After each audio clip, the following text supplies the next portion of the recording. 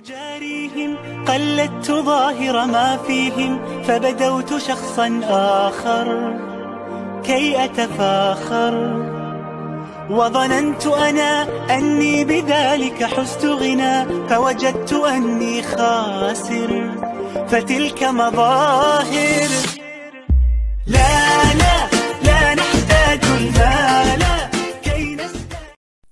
السلام عليكم ورحمة الله وبركاته. ازيكم عاملين ايه؟ رب تكونوا بخير. النهارده جاي لكم بفكره حلوه قوي.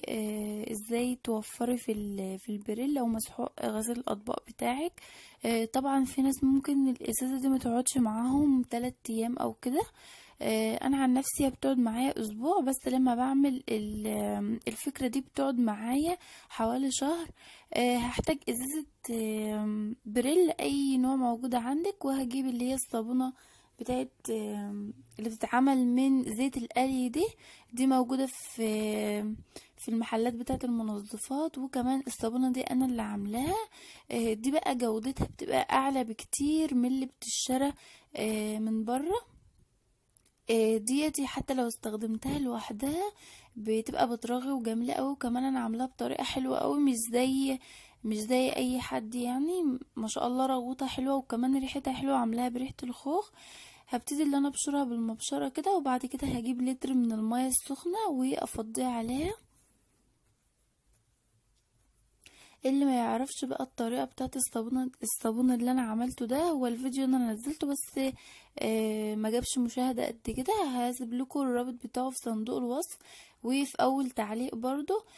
بصراحة هو جميل قوي قوي، يعني احسن من اللي بره بكتير، وكمان رغوته عالية جدا، يمكن رغوته كمان بالنسبة لي احسن من البريل. انا بستخدمه في غسيل الالومنيوم وكده. بينظف الالومنيوم وبيخليها حلوة قوي، كمان الطريقة بتاعته جميلة قوي. بعد كده بقى حطها على النار كده شوية. طبعا لو الصابون ساح معاكي في المية السخنة من قبل ما تحطيه على النار عادي، بس انا قلت اما احطه كده شوية عشان يسيح بسرعة. شايفين رغوته عاملة ازاي؟ وده شكله بعد ما برد.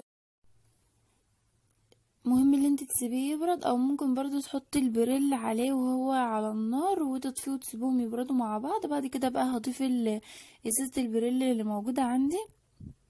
الفكرة بقى ان انا احط لتر من المية دي هتخليه قوامه يكون مظبوط.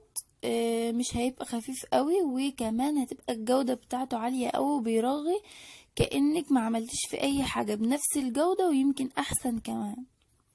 هقلبه بقى مع بعض كويس، وبعد كده بقى هجيب ازاز كده واعبي فيها البريل ده. شكله اهو حسيت اللي هو لسه دافي كده، فزودت له كده كوبايه ميه. طبعا هو بقى خفيف شويه، بس طبعا يفضل اللي انا اللي انت ما تحطيش كوبايه الميه دي، هو اللتر الميه كفايه قوي.